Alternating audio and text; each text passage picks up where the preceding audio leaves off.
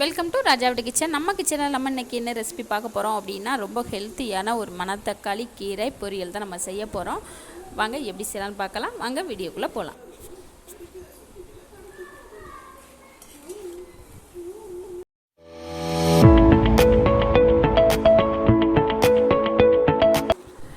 நம்ம மணத்தக்காளி கீரை பொரியல் நம்ம செய்கிறதுக்காக தேவையான அளவு கீரை நான் தண்ணியில் போட்டு க்ளீன் பண்ணி எடுத்து வச்சுருக்கிறேன்.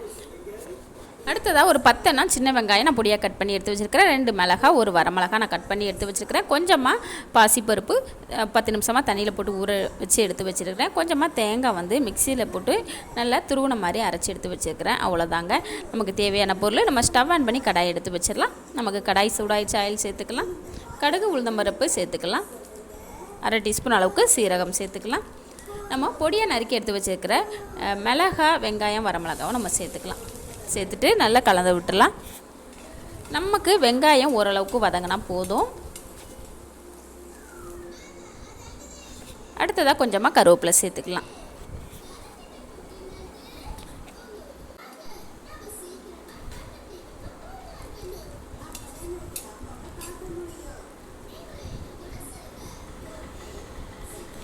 நமக்கு ஓரளவுக்கு வெங்காயம், மிளகாய் வதங்கி வந்துருச்சு. இந்த டைமில் நம்ம தண்ணியில் போட்டு க்ளீன் பண்ணி எடுத்து வச்சுருக்கிற மணத்தக்காளி கீரையை நம்ம சேர்த்துக்கலாம். சேர்த்துட்டு நல்லா கலந்து விட்டுலாம்.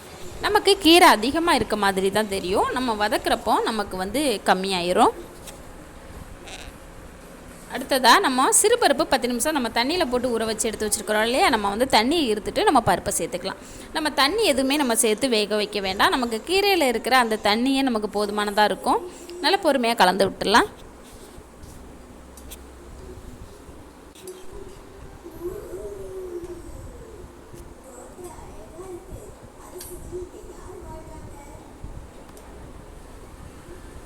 பாருங்கள், நம்ம தண்ணி எதுவுமே சேர்க்கலை. ஆனால் கீரையில் இருக்கிற தண்ணியே நமக்கு இந்த அளவுக்கு அதிகமாகவே இருக்குது.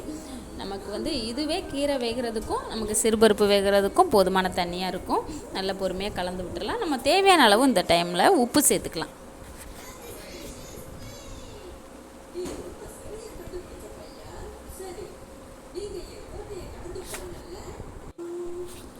சேர்த்துட்டு நல்லா கலந்து விட்டுடலாம். நமக்கு கீரை வேகிறதுக்கு ரொம்பலாம் நமக்கு டைம் எடுக்காது. சீக்கிரமே நமக்கு நல்லா வெந்து வந்துடும்.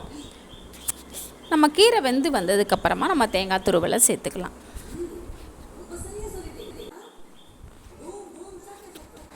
நமக்கு இந்த கீரையில் இருக்கிற தண்ணி எல்லாமே போகணும். நல்லா பொறுமையாக கலந்து விட்டுடலாம்.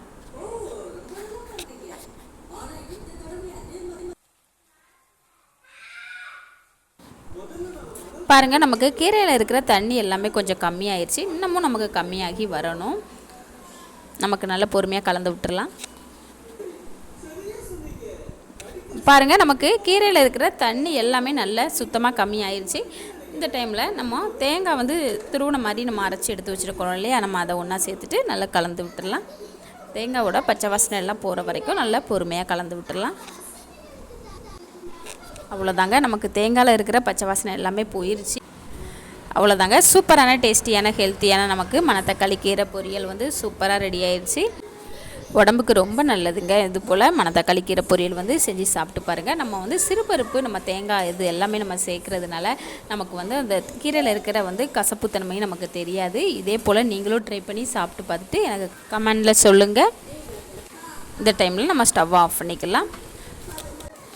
அவ்வளோதாங்க, சூப்பரான டேஸ்டியான ஹெல்த்தியான மணத்தக்காளி கீரை பொரியல் நமக்கு சூப்பராக ரெடி ஆயிடுச்சு. இதே போல் நீங்களும் ட்ரை பண்ணி பாருங்கள். இந்த ரெசிபி உங்களுக்கு பிடிச்சிருச்சுன்னா நம்ம ராஜாவோட கிச்சன் சேனலை சப்ஸ்கிரைப் பண்ணுங்கள், லைக் பண்ணுங்கள், பெல் ஐக்கானை கிளிக் பண்ணுங்கள். அப்போ தான் நான் போடுற வீடியோ உடனுக்குடனே உங்களுக்கு சேரும். அவ்வளோதாங்க, இதே போல் மணத்தக்காளி கீரை பொரியல் நீங்களும் செஞ்சு சாப்பிட்டு பார்த்துட்டு எனக்கு கமெண்டில் சொல்லுங்கள். நன்றி, வணக்கம்.